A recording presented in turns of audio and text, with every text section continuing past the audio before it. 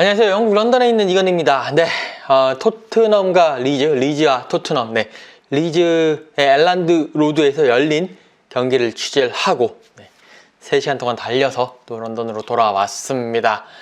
자, 토트넘이 리즈에게 3대1로 지면서 토트넘의 유럽 무대 진출이 불투명해졌습니다.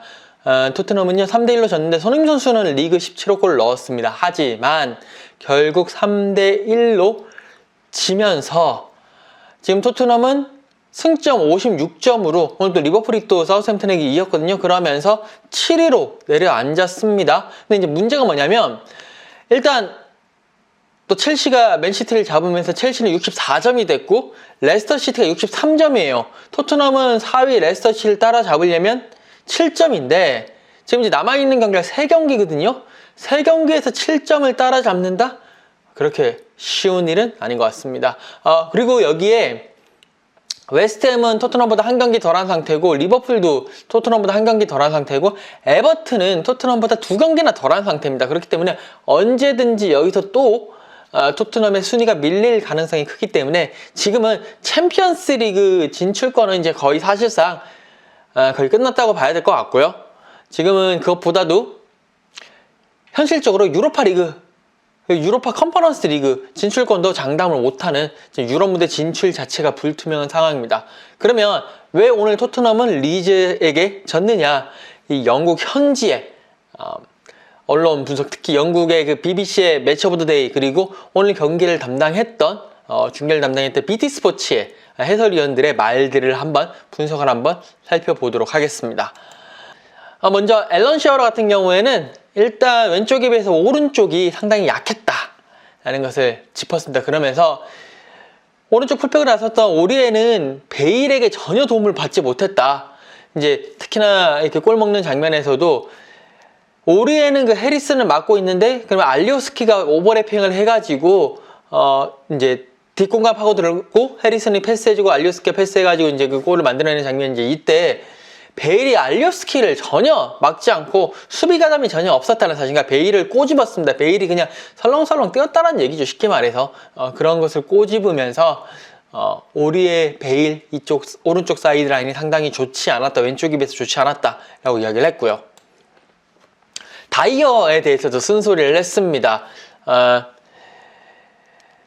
그 첫 번째 골 같은 경우에 이렇게 왔을 때 다이어가 볼이 들어왔을 때 여기를 그냥 클리어할 수 있는 정말 최적의 위치였는데 왜 안 했는지 모르겠다 라고 이야기를 했고요.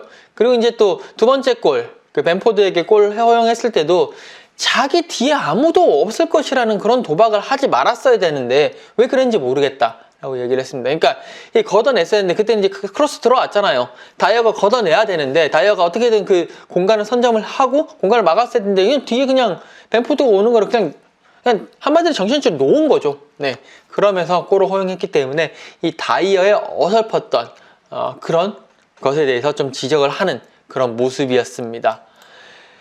또 이제 같이 그 펀디스로 나온 패널로 나온 이안 라이트 같은 경우에는 이 오리에 선수의 이제 마지막 골 먹는 장면에서 오리에 선수의 위치를 보여주면서 레길론 선수 같이 보여주면서 오리에가 따라 붙었어야 됐다. 그러니까 레길론처럼 따라 붙었어야 됐다. 설령 그 쇄도한 선수들을 막지는 못한다고 하더라도 그래도 저렇게 따라 붙는 모습을 보여주는 그 열정을 보여줬어야 되는데 전혀 그러지 않았다.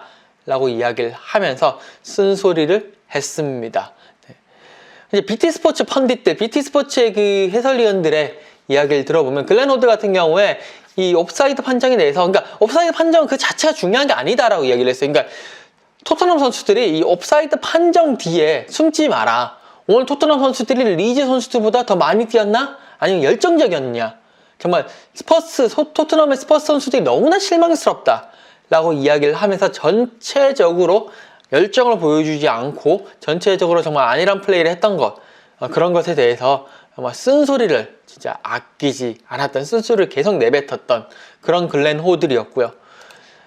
이 라보나킥, 이게 참 진짜 라멜라의 라보나킥이 참 어이가 없었어요, 사실. 네, 이 라보나킥에 대해서 리오 퍼디난드도 그렇고 이 글렌 호들도 그렇고 정말 입에 거품을 물면서 이야기를 했습니다. 리오 퍼디난드 같은 경우에는 그 라보나킥은 팀이 1대3으로 지고 있는 상황에서 해서는 안 되는 거였는데 그러니까 라바나킥 한 것도 실망스럽지만 더 실망스러운 것은 그 동료들의 반응이었다. 저런 플레이 하면 이제 드락 해가지고 끌고 가가지고 그렇게 하면 안 된다고, 팀에 도움 안 된다고 얘기를 해야 되는데 그냥 아무런 그런 반응도 하지 않았다라고 얘기를 하면서, 내가 선수로 어떨 때는 이런 상황에서 이런 플레이 하는 건 상상도 할 수 없었다라고 얘기를 했어요. 그러면서 이제 그 사회자가 이제 리오 퍼디난드한테, 그럼 현역 때 진짜 세계 최고의 팀에서 뛰었는데 만약에 그렇게 했었으면 도대체 11명 선수 중에 몇 명이 거기에 대해서 막 뭐라고 했을 것 같냐라고 물어보니까, 리오 퍼디난드가 아마도 경기 끝나고 난 다음에 내가 만약에 그런 플레이 했으면 내 동료 선수들이 나한테 한 소리씩 하려고 아마 이렇게 줄을 섰을 것이다 라고 이야기를 하면서, 그 플레이를 한 것도 안 좋았다고 했지만 거기 플러스 팀 동료들도 이런 거에 대해서 그 상황에서 정신 차리라고 소리를 지르고 이렇게 해야 되는데 전혀 그러지 않았다는 것에 대해서 좀 실망을 했다라는 그런 이야기를 했습니다. 그리고 이제 글렌 호들 같은 경우에는요, 축구는 이제 그 적절한 시간과 적절한 장소에 관한 그런 운동인데, 그런 스포츠인데, 일단 저런 플레이 할 시간이 아니었다. 그리고 저런 플레이가 모두를 힘 빠지게 했다라고 얘기를 했고요. 이게 4대0으로 대승을 했던 셰필드전이었다면 뭐 저런 플레이 충분히 할 수 있는데, 이거는 팀을 위한 것도 아니고 그냥 자기가 하고 싶은 플레이를 그냥 한 거다. 아니 이건 그냥 훈련장에서 하든지 왜 여기서 하냐, 저거 훈련장에서 해라 라는 식으로, 그런 식으로 얘기를 했습니다. 그러면서 상당히 이 플레이에 대해서 정말 쓴소리를 계속 했던 두 리오 퍼디난드와 그리고 글렌 호들의 모습이었습니다.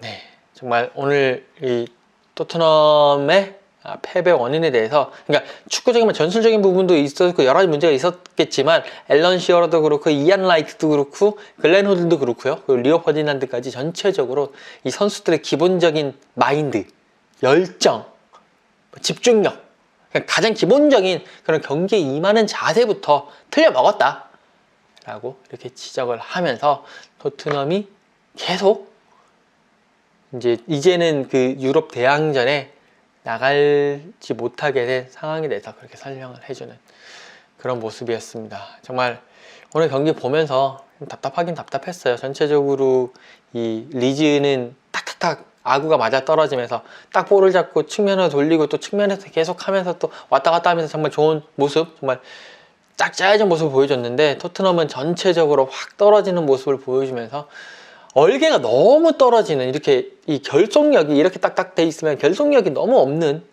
팀으로서 이렇게 가는 게 아니라, 그냥 몇몇 조합으로 간다라든지 그냥 몇몇 선수로서 간다라는 느낌이 상당히 드는 그런 아쉬운 모습이었습니다. 뭐 여러 가지 이유가 있겠지만, 그런 모습이었습니다. 자, 저는 여기까지고요. 또 다음 시간에 뵙도록 하겠습니다. 감사합니다.